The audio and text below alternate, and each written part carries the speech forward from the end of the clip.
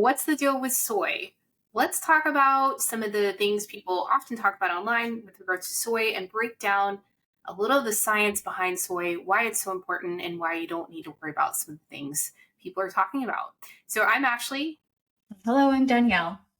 We're the Crohn's and Colitis dietitians. We're here to make it a little bit easier for you to navigate nutrition and IBD. So when it comes to soy, like a lot of the stuff that I've seen in the media, so full disclosure, I used to avoid soy years ago, just out of fear and out of things I was hearing people say. And then when I looked into the research and learned a little bit more, I realized, oh, there's so much benefit to including it. And the stuff talked about isn't really backed up by research. So completely changed my mind and perspective on it. So but the comments that you hear are real. It's powerful to hear another person's experience or thoughts. And sometimes we forget to question it because it can sound so convincing. Yeah, 100%.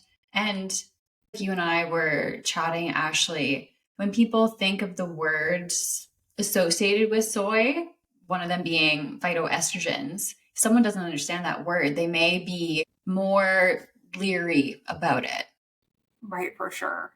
Yeah, let's break down what phytoestrogens are. Simply speaking, they are naturally found in some plants.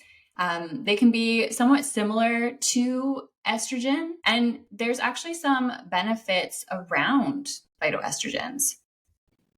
Yeah, and to be clear, phytoestrogens are in all plants. So it's not just soy. In fact, soy is not the highest either. So some people argue that soy is very high in it, but things like green beans, things like flax, they're actually a little bit higher than soy is in phytoestrogens. And we have to think about the overall picture. So the fears around phytoestrogens are people have fears around them being a risk factor for breast cancer or mimicking estrogen. But when we actually look at the research, they're actually very protective. So when it comes to impact or mimicking of estrogen, the things to be more concerned about would be things like BPA or, what we call like these outside influences from our environment that can actually mimic and cause harm and in the long run. But things like phytoestrogens are actually protective against those. Xenoestrogens are like these estrogen mimickers. So in fact, like in terms of breast cancer, as specifically, a fourth of cup is associated with significant decreased risk. So there's a lot of benefit to adding soy in. Yeah. Right. Fourth of a cup of what? Like tofu, soy milk? I believe in that study, it was talking specifically about soy milk. So just plain soy milk. But with soy, you can get similar things with tofu too. So tofu, there's a lot of good research on it, helping with specifically colon cells and the colon environment. Maybe that has to do with the fact that it is a legume, so it produces short-chain fatty acids and can be very therapeutic in terms of overall gut health. So lots of positives, and I think it's one of those things where a fear or a misunderstanding of the science behind it gets extrapolated into all these other things that are so far from like the core truth. Yeah, absolutely. And phytoestrogens in foods are very different than estrogen in medications or phytoestrogen supplements, right? So distinguishing between the two is important.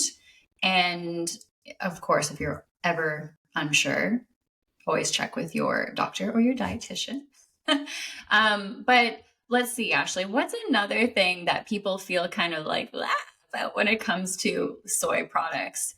But maybe more so for our male listeners. Yeah, it's so interesting because I've heard a lot of men be afraid of soy. And I used to be a personal trainer too before becoming a dietitian. And I would hear people talk all the time about like being worried about man boobs or worried about lowering its testosterone or whatever. It couldn't be further from the truth. In fact, there's research to show that soy can actually decrease prostate cancer risk, can help with decreasing colon cancer risk, help with lowering cholesterol, does not lower testosterone. So there's no reason to be afraid of that side of things. I think it's just one of those strange things that's been extrapolated over time, but there's no basis for it. Mm-hmm, mm-hmm. One of those things that was maybe misrepresented at one point and people keep taking off with it, even though we have research backing it up saying the complete opposite, and that it's actually helpful and protective for people to consume.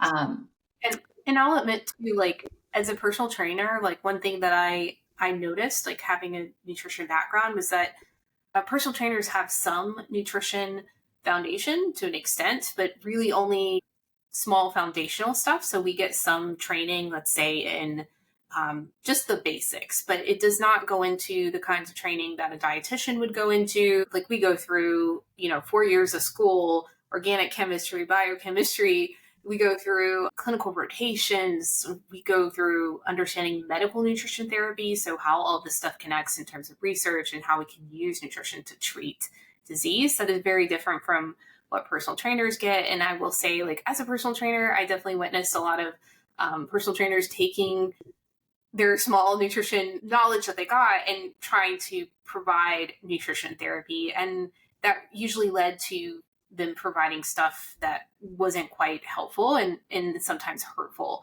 for people that are dealing with these things. So I think sometimes people also take this small thing that they know and they go outside their scope. And I think that's another way that some of this information can get translated on a larger scale. Mm-hmm. Yeah, agreed. But the big takeaway is that soy and soy-based products can be protective for one's health and can also be a really great thing for your gut microbiome because of the fiber and calcium a little bit in there as well. So something that we like to include when talking to our clients, and we definitely recommend you include it too. Yeah, some great ways to include it.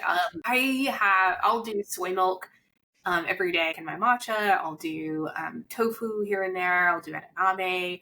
It's great for phytoestrogens. It's also a great source of antioxidants. It's a great butyrate producer. It's a good thing to include. It's interesting because I do hear a lot of people that are like, well, is it okay to have every day? But it's just like any other plant. Of course it's okay. We wouldn't ask that about other things, right? Like, is it okay to have a carrot every day? Is it okay to have Yeah. yeah. But I think it's because these myths or, partial truth are so well known that it's kind of seeped into our consciousness. Even if we're not afraid of it, we sort of have this distance with it. But I think we look at other cultures, like, so many other cultures include it as the mainstay of their diets. And it's so incredibly therapeutic and helpful in terms of health if we look at it even in just over the larger population, not just in the US and Canada.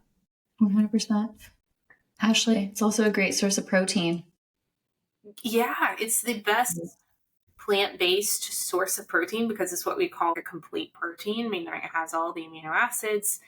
You're going to have better bioavailability with stuff that has all amino acids. So yeah, great protein source. Yeah.